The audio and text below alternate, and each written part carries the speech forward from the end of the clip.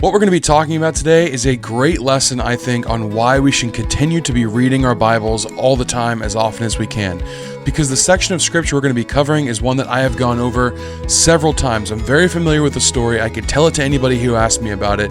And yet on this read-through, something caught my ear just a little bit differently. I noticed a pattern that I didn't notice before that led me to other Scripture, that allowed me to cross-examine certain things. And this is a really important part of Bible study.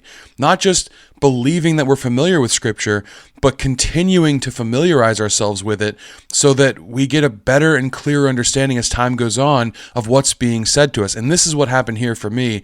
Reading through in Acts chapter 8 about the Ethiopian Eunuch, Acts chapter 8 and starting in verse 26, you're probably familiar with the story if you've done any sort of reading in the Bible. Acts is a very popular book. Start of the church here, and it's just easy to read. A lot of good narrative in this book as well. But in Acts 8:26, it says, "Now an angel of the Lord said to Philip, 'Rise and go toward the south to the road that goes down from Jerusalem to Gaza. This is a desert place.' And he rose and went. And there was an Ethiopian, a eunuch, a court official of Candace, queen of the Ethiopians, who was in charge of all her treasure." Candace is just a name of a royal figure in the Ethiopian court system. It's not necessarily a name. That's not really important to what we're talking about, but it's just something interesting to note as we go on. You'll see this in the Bible on occasion. The Rabshakeh in the book of Isaiah is just an Assyrian ruler or leader. It doesn't necessarily mean that his name was Rabshakeh. So same thing here. Candace just means queen of the Ethiopians. But this eunuch was in charge of all her treasure. He'd come to Jerusalem to worship and was returning, seated in his chariot, and he was reading the prophet Isaiah. And the Spirit said to Philip, "Go over and join this chariot." So Philip ran to him and heard him reading Isaiah the prophet and asked, "Do you understand what you are reading?" And this next part is what really caught my ear and caused me to look a little bit deeper into this. And he said, this is the Ethiopian eunuch talking, "How can I unless someone guides me?" For some reason, the cadence of that speech really struck my ears being familiar, and I couldn't find out where I'd heard this from. Turns out, as I looked a little deeper, it's from Romans chapter 10.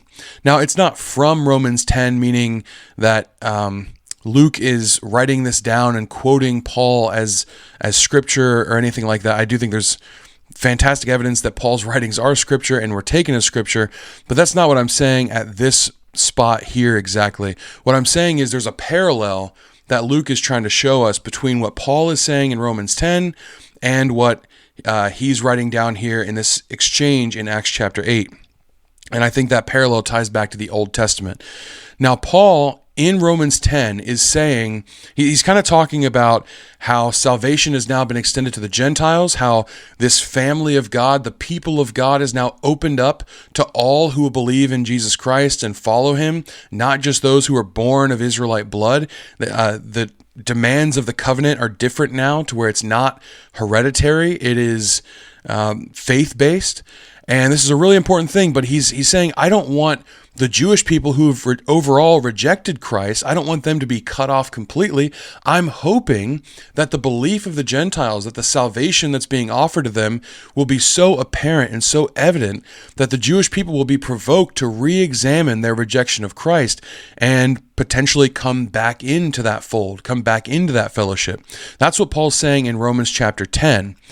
And he says this in verse 11, "For the scripture says, everyone who believes in him will not be put to shame, for there is no distinction between Jew and Greek, for the same Lord is Lord of all, bestowing his riches on all who call on him. For everyone who calls on the name of the Lord will be saved." Now this in verse 14 is what caught my ear as being very similar to Acts chapter 8. He says this, "How then will they call on him in whom they have not believed? And how are they to believe in him of whom they have not heard? And how are they to hear without someone preaching? And how are they to preach unless they are sent? As it is written, how beautiful are the feet of those who preach the good news." This sounds so much like what's being said here in Acts chapter 8. And I know you're thinking, well, it's just a question that this eunuch is asking Philip. How am I supposed to understand unless someone guides me? But this is kind of an echo of what Paul's saying here. How are they supposed to believe if they've not even heard? And how are they supposed to hear if there's not a preacher? And it goes on and on and on. But this statement here in verse 16, but they have not all obeyed the gospel. For Isaiah says, Lord, who has believed what he has heard from us? So faith comes from hearing, and hearing through the word of Christ. But I ask, have they not heard? Indeed they have, for their voice has gone out to all the earth, and their words to the end of the world. So this is talking about not just a preaching of the good news to Israel, but to the entire nation. And what's the parallel here? What's the connection? Well, interestingly, we have the Ethiopian eunuch and Philip both reading from the book of Isaiah. And Paul here is also quoting Isaiah, especially when he says this, as it is written, how beautiful are the feet of those who preach the good news. Now, where is this in Isaiah? Where can we find this passage, and how does it relate to what is being talked to with the Ethiopian eunuch by Philip? Well, Paul's statement, how beautiful are the feet, comes from Isaiah 52.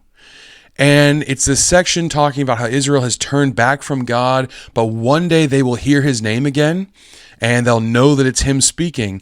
In verse 6 of Isaiah 52, it says, therefore my people shall know my name. Therefore in that day they shall know that it is I who speak. Here I am. How beautiful upon the mountains are the feet of him who bring good news, who publishes peace, who brings good news of happiness, who publishes salvation, who says to Zion, your God reigns. The voice of your watchmen, they lift up their voice. Together they sing for joy. For eye to eye they see the return of the Lord to Zion. Break forth together into singing, you waste places of Jerusalem, for the Lord has comforted his people. He has redeemed Jerusalem.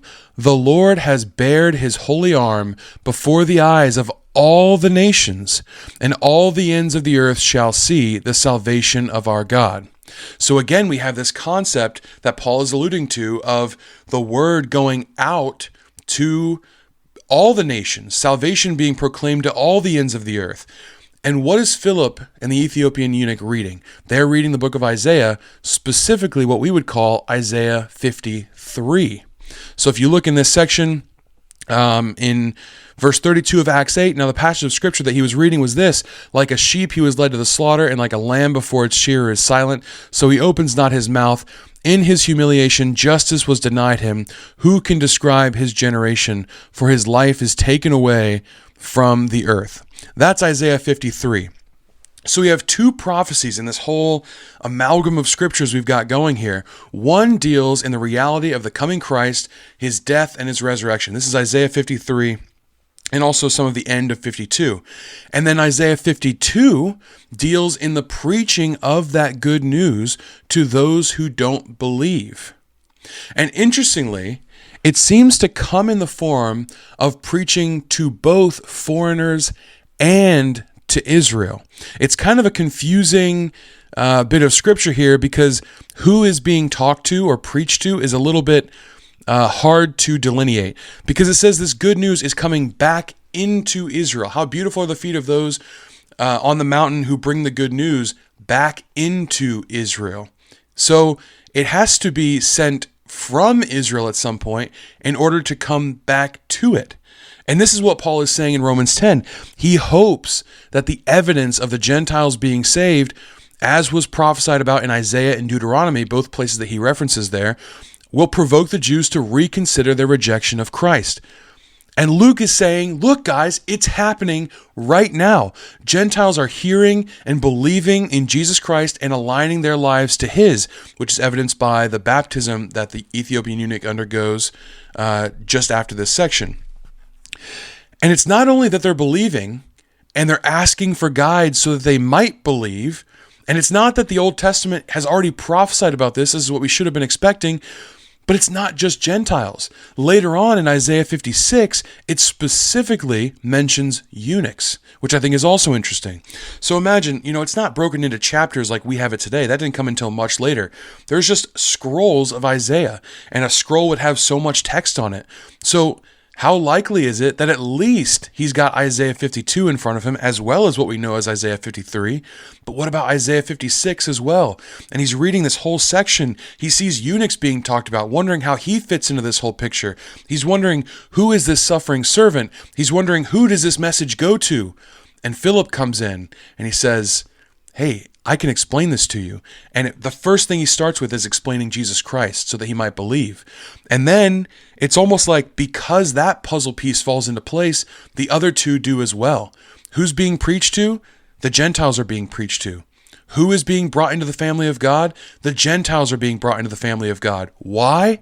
So that perhaps the Jewish people who rejected Christ might look on their belief and be provoked with either jealousy or curiosity.